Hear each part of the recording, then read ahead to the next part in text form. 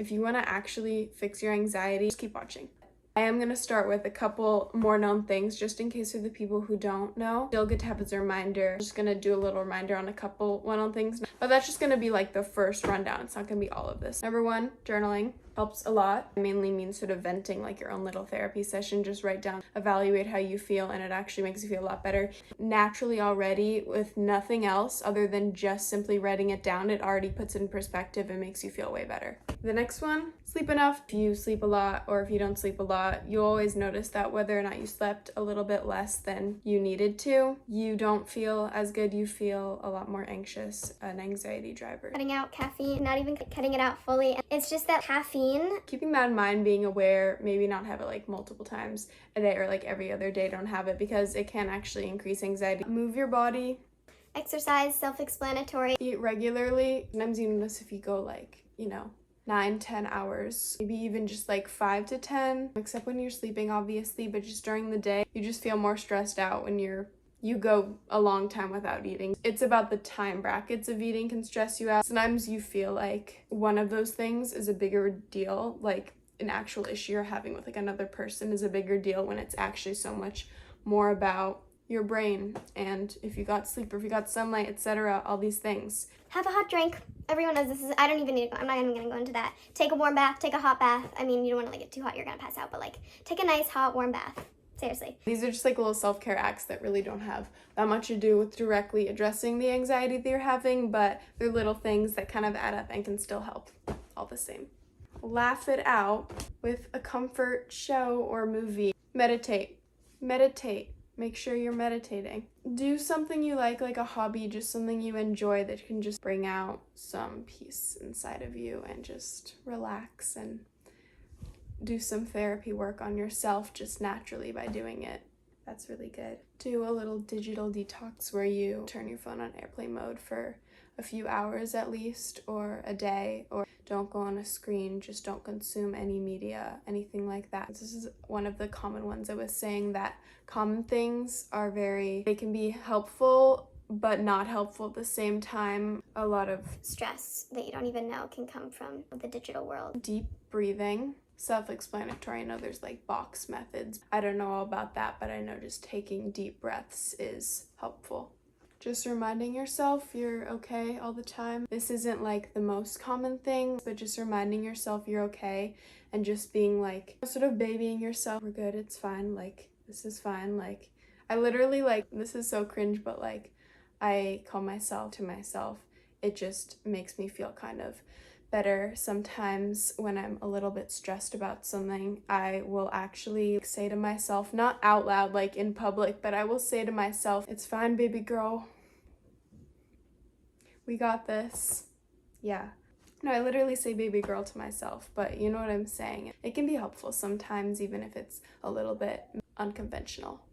Next one is, I feel like something that directly calms anxiety that I have is it's actually therapeutic for me to gather lists of ways to calm anxiety just because I feel like I'm so prepared to comfort myself. Fix whatever's making me anxious. It's just sort of gathering it all together and keeping it organized in some sort of way. Planting it in your mind that you're always going to be on the search and on the lookout for ways to cope. That fact itself is really helpful because it's oh, I'm always on the lookout, always have that in the back of your mind. Makes you feel a bit more positive. Kind of fun, you're collecting stuff and makes it a little bit more of a positive thing. Makes it more exciting even though it's kind of a negative thing because you're sort of collecting ways to just better and better and better. Being with animals, obviously, not everyone has pets or is in environments where they're with animals all the time. If you can, if you are, also statistically proven. It's also self-explanatory. People know. I don't think anyone's not going to believe that.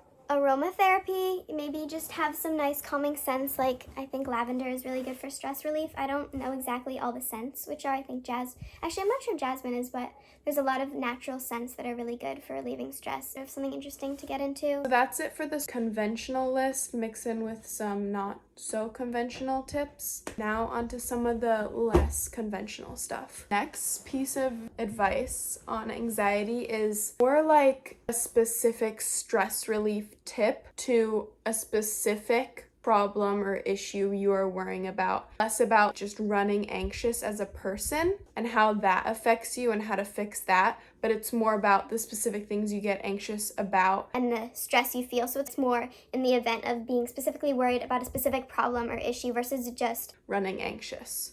Now, this is kind of a little bit weird and it could be difficult to understand, so I'm gonna try to word it in a way that really makes a lot of sense. This is sort of good for kind of the anxiety that's not like general, like for example, social anxiety, where just being in situations with other people makes you anxious. It's not that type. It's the type of anxiety, it's the irrational fear anxiety, where just for no rational reason, because it's irrational, you're worried about something happening. And there's absolutely no reason why the circumstances in your life would lead to that at all. It's like you're leading a completely normal, fine life, but you're constantly worried about, I don't know, getting struck by lightning. Well, there's no reason why that's gonna happen. It's just, oh, I'm terrified all the time that, like, what if I die by getting struck by lightning soon? Just the most irrational stuff ever. You think someone around you that's important to you is gonna die. They're not sick, there's no reason why compared to anyone else they're gonna die. It's the type of stress that this tip is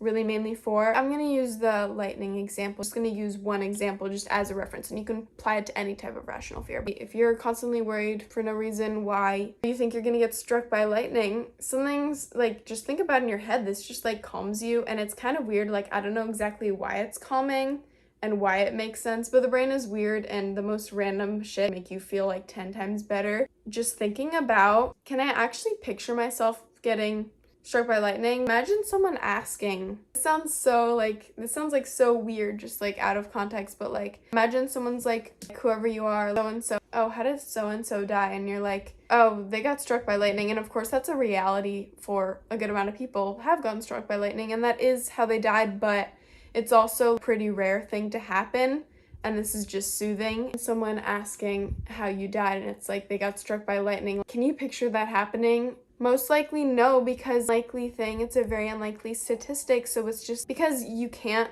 picture that being how you're dying. It's like, oh, I can't actually picture that happening. Me getting struck by lightning, like that's how I die. How unlikely is that? I can't picture that. You just can't actually picture it happening, so it just soothes your anxious mind and makes the sort of fact of the matter that statistically this probably isn't going to happen. It just highlights that fact and makes you feel so much better. So damn unlikely. Okay, this next one is basically to think outside the box. Now, I know having anxiety isn't just about, oh, I run anxious.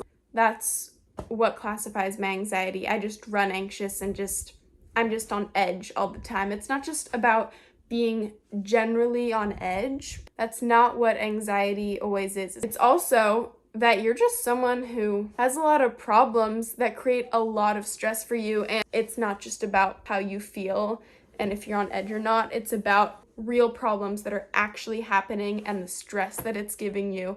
But if you're feeling anxiety over an actual problem that you need to solve, I'd rather just you tell me a way to guarantee that I'm going to solve the actual problem happening in my life. And that's the only way I'm going to feel better. It's a way to actually always be able to find solutions, which leads to the point, thinking outside the box, which is whatever problem it is, you want to actually solve it and not just come up with ways to make yourself feel better and less stressed about it. The problem's still going to be there if you're less stressed about it. This is about actually figuring out a way to solve the problem. And that's where thinking outside the box comes in. What I mean by this is whatever problem you're having, I'm going to use an example. Say, you know you have to have a serious conversation with someone soon about something you really don't want to talk about. This is just an example. That's a real problem that's happening in your life, and it's making you very stressed out, and you want to solve the problem. You want to find a solution to it. This is how. You could I think when most people hear that problem example, they might be like, okay, it's going to be hard, but you just got to do it, and it's going to be difficult, but in the end, you're going to be glad you did it, and you just have to be strong and go through it. That's sort of the typical advice I feel like I could just see being given. It would work fine, but it's almost common sense. But thinking outside the box, for an example, in the specific example of a problem I gave about confronting someone about a serious conversation, instead of just being like, okay, my solution to it, my game plan is I'm just going to go through it and I'm going to power through it. I'm just going to feel better in the end once it's over, and it's hard, but I just got to do it. Instead of that being your solution, If you think outside the box, what I mean by this is instead of coming up with a plan like that, you are going to think of a different type of plan. And for the millionth time, think outside the box. What a real example of this would be like, I am going to research some of the oldest psychology methods on how to explain your side of the argument to someone else and make them understand it. And so instead of going into that situation still pretty anxious and you don't have much of a game plan besides, I'm just gonna push through it and I gotta be strong and it's gonna be hard, but I just gotta do it. you thought outside the box and you decided to do something kind of random and something kind of creative to think of, where you researched an old ass psychology method that is hopefully really effective about getting someone to see your side of things and really consider it. You feel a lot more confident in making a decision with them once you've talked about the important thing and you guys can both decide what to do next on whatever important but anxiety riveting topic. Or, for example, in this same problem, another way of thinking outside the box is you maybe listen to a meditation.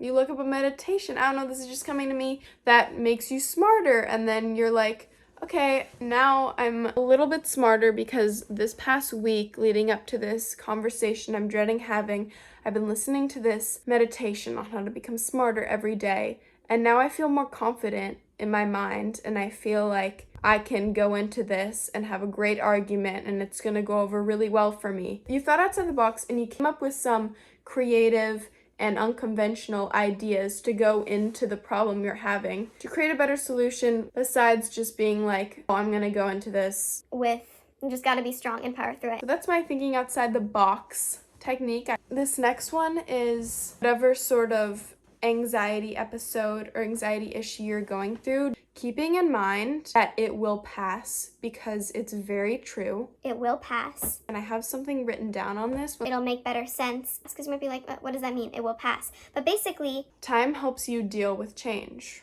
Time helps you deal with change. Time helps to get over things and gain perspective. Think about the way in which it's worded, the order of it, the specific words used. One more time. Time helps to get over things and gain perspective.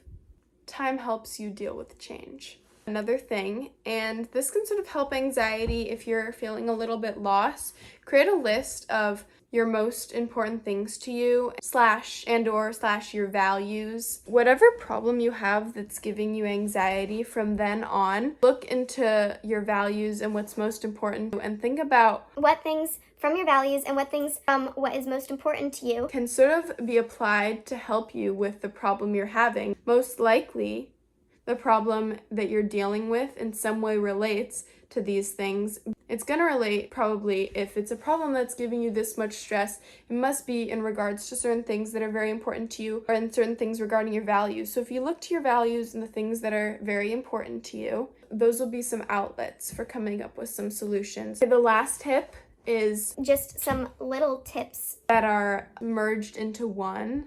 And it's about sort of helping with specific anxiety tactics, your anxious habits. It's not nail biting, but it's sort of like that. And it is, not everyone does this, but I think it's a pretty common one. It's lip chewing, when you chew on the inside of your lip, oftentimes because you feel anxious. That can be really annoying. And you keep telling yourself, okay, I'm gonna stop chewing now.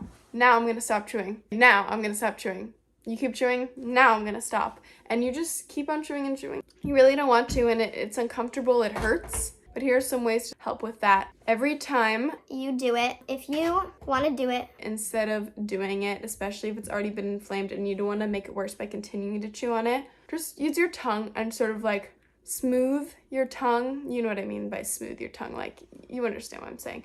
Smooth your tongue against the spot instead of chewing on it more, just glide your tongue along it instead. It'll still be able to heal because you're not making it worse. You're not chewing on it anymore, so it'll just eventually be able to heal. The next one, you should put a cotton ball in your mouth so you literally cannot reach it because there's a layer, it's the cotton ball, between your teeth where you're sort of chewing on it and your cheek that is getting affected and is getting inflamed because you're chewing on your cheek.